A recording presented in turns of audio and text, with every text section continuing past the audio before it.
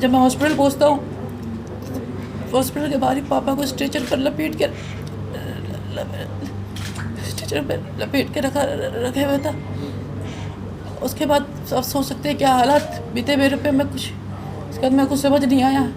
मैंने पूछा था कैसे हुआ, ये क्या हुआ। उन्होंने फिर उसके बाद उस वाक़े को मैं बयान नहीं कर सकता। उस कितनी बुरी तरह पापा का चेहरा नहीं देख पाया मैं अपने, इतनी बुरी तरह मार रखा था। सर पे यहाँ चोट है, पीछे चोट है, होठ कटा हुआ था, कान से खून, गला दबाया हुआ था। इतनी बुरी तरह उनको मार रखा था।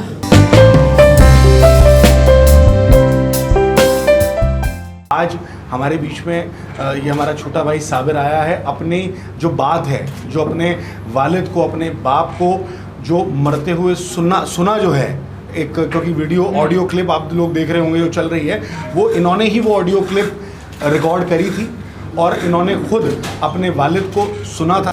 तो ये भी आपको अभी साबिर आपको बताएंगे पूरी घटना के बारे में कि इनके वालिद जब गुड़गांव से एक सवारी लेकर बुलंदशहर गए और बुलंदशहर से जब वापस आ रहे थे, वापस आते हुए दादरी का जो टोल है वहाँ पर कुछ लोग जबरन उनकी गाड़ी में घुसने के बाद किस तरीके से पूरा घटनाक्रम जो हुआ है वो साबिर, मैं चाहूँगा कि साबिर अगर आप साबिर आप मीडिया के हमारे लोगों को अगर थोड़ा सा एक्सप्लेन कर दें कि क्या हुआ था उस रात, किस तरीके से आपके वालिद से आपकी बात हुई थी, तो ज़रा एक बार एक्सप्लेन करते हैं साबिर।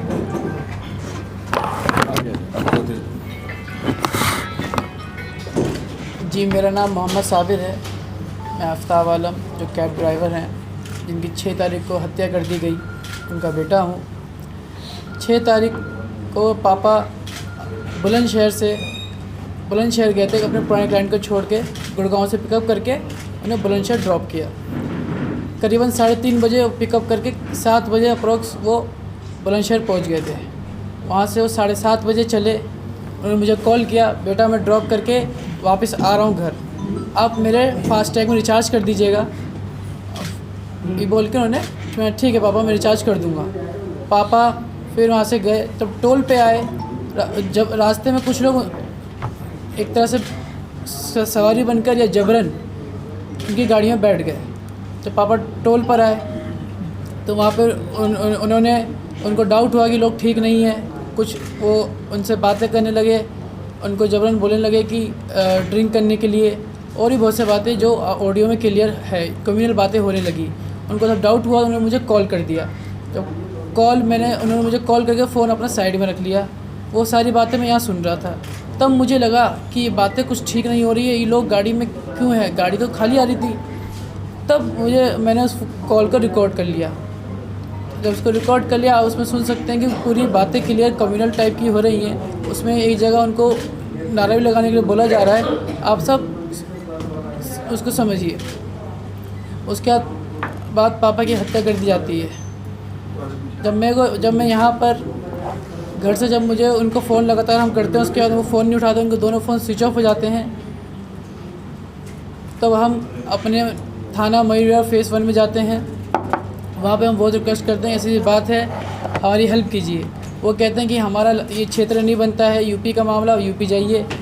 फिर वहाँ पे कुछ देर हम ऐसे परेशान रहते हैं। उसके बाद वहाँ पे एक सब इंस्पेक्टर संजय सर आते हैं। वो कहते हैं बेटा हम तुम्हारी छोटी सी हेल्प कर सकते हैं कि आप सिर्फ लास्ट लोकेशन बता सकते हैं कहाँ आपका फ़ोन बंद हुआ है पापा का। उन्होंने लास्ट लोकेशन हमें चिताड़ा की बताई। हम सर वहाँ पहुँचे तो हम रास्ते जब उन्होंने कहा फटाफट चल जाइए, और उन्होंने वहाँ पे लोकल कोतावली को इन्फॉर्म कर दिया। हम जब वहाँ पहुँचे, बादलापुर थाने से 3 किलोमीटर आगे गए तो मुझे मेरे पापा की गाड़ी लेफ़्ट में खड़ी मिली। वहाँ पे 2 पुलिस वाले खड़े थे। मैं उतरा, मैंने पूछा कि मेरे पापा कहाँ हैं। उन्होंने कहा कि पापा को आपके छोटी मोटी चोट आई है, वो भी उनका ट्रीटमेंट चल रहा है, आपको एसओ साहब थाने बुला रहे हैं। तो हम सब फिर पहले थाने गए। थाने में करीबन 2 से 1.5-2 घंटे हमारे साथ इंक्वायरी की जाती है, पूछा जाता है। मैंने सबसे पहले ऑडियो दी। मैंने देखी ऑडियो में ऐसी बातें हो रही हैं, पापा साथ ऐसा कुछ हुआ है क्या। उन्होंने कहा नहीं कुछ नहीं, तो छोटी मोटी चोट आई है, अभी ट्रीटमेंट चल रहा है। उन्होंने हम मुझसे पूरी इन्फॉर्मेशन ली, कहाँ से आए थे पापा। मैंने बता दिया गुड़गांव से बुलंदशहर ड्रॉप करने आए थे अपने पुराने पर्सनल क्लाइंट को। उन्होंने करीबन 1-1.5 घंटा पूछा। उसके बाद वो आपस में कुछ देर बात करने लगे। उस बीच में उनको बार बार जाके बोलने लगे प्लीज़ मुझे मेरे पापा से एक बार मिलवा दीजिए प्लीज़। कह रहे मिलवाते करीबन करीब 2 घंटा अप्रोक्स उन्होंने मेरे को ऐसे किया। उसके बाद फिर उन्होंने फिर अब एसओ साहब से बोला, एएसआई राजीव कुमार सिंह ने, कि मैं टोल पे जा रहा हूँ फुटेज के लिए, आप एसओ साहब के साथ जाइए हॉस्पिटल। जब मैं हॉस्पिटल पहुँचता हूँ, हॉस्पिटल के बाहर ही पापा को स्ट्रेचर पर लपेट के रखे हुए था। उसके बाद आप सोच सकते हैं क्या हालात बीते मेरे पे। उसके बाद मैं कुछ समझ नहीं आया। मैंने पूछा था कैसे हुआ, ये क्या हुआ। उन्होंने फिर उसके बाद उस वाक़े को मैं बयान नहीं कर सकता। उस कितनी बुरी तरह पापा का चेहरा नहीं देख पाया मैं अपने, इतनी बुरी तरह मार रखा था। सर पे यहाँ चोट है, पीछे चोट है, होठ कटा हुआ था, कान से खून, गला दबाया हुआ था, इतनी बुरी तरह उनको मार रखा था। उसके बावजूद उन्होंने रिक्वेस्ट करा कि देखिए बॉडी पोस्टमार्टम के लिए जाएगी, उसमें पंचनामा बनवा लीजिए, पहले लेट हो रहा है। हमने कहा गए और अंकल ने वहाँ उन्होंने पंचनामा लिख के दिया। उन्होंने कहा इसको आप उतार लीजिए। हमने उतारा। हमने कहा इसमें आप ऑडियो के बाद ऐड करिए। उन्होंने कहा इन्वेस्टिगेट के बाद हम उसको भी ऐड करेंगे, ये उन्होंने आश्वासन दिया। हमने कहा ठीक है। उसके बाद उन्होंने कहा कि लेट हो रहा, पोस्टमार्टम के लिए जल्दी करें। मैं ठीक उसका पंचनामा बना दिया। उसमें फिर पोस्टमार्टम के लिए बॉडी चली गई, हम लोग घर आए। लेकिन बाद में उसी पंचनामे को एफआईआर बना के हमको उसी कॉपी भेज दी जाती है। ये बहुत बड़ी पॉइंट है जो नोटिस करिए। उन्होंने मुझे एफआईआर वर्ड यूज़ नहीं किया, पंचनामा बोला है। उसके बाद पुलिस की देखिए, जब हम वहीं थे कुछ पंचनामा बना रहे थे, तब एएसआई साहब आते हैं, उनको फुटेज मिल चुकी होती है, जो टोल प्लाजा फुटेज मिल चुकी होती है। जो लड़का उस गाड़ी में था वो वहाँ उतरता है, उसकी फुटेज उनके पास है। देखिए अगर पुलिस चाहती उस 1-2 घंटे वो कहीं दूर नहीं निकलते, उसी टाइम उनको पकड़ना चाहिए था। अब आज देखिए 8 दिन हो गए हैं, पिछले संडे का वाक़या है। आज 8 दिन हो गए हैं, पुलिस के फुटेज होने के बावजूद अभी तक इस पर कोई कार्रवाई नहीं है। मैं ये नहीं कह रहा पुलिस काम नहीं कर रही, पुलिस काम कर रही है, लेकिन अभी तक पॉजिटिव रिपोर्ट कुछ नहीं है, अभी तक कोई गिरफ्तारी नहीं हुई है। मेरे दिल को तभी सुकून मिलेगा, मेरे घर वालों को तभी सुकून मिलेगा जब वो जो मुजरिम है वो सलाखों के पीछे होंगे।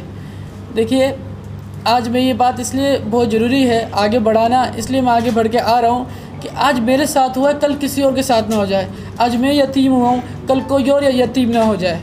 आज हमें कानून व्यवस्था और सब चीज़ को एकदम टाइट, और जैसे नोएडा पुलिस आप जानते हैं एशिया में अपने आप को नंबर 1 पुलिस कहलाती है, तो वहाँ भी इतनी चौक होने के बावजूद आप समझ सकते हैं। देखिए आज मैंने कल के न्यूज़ में पढ़ा, एक और मोहन नगर में कोई हादसा इस टाइप का हुआ है।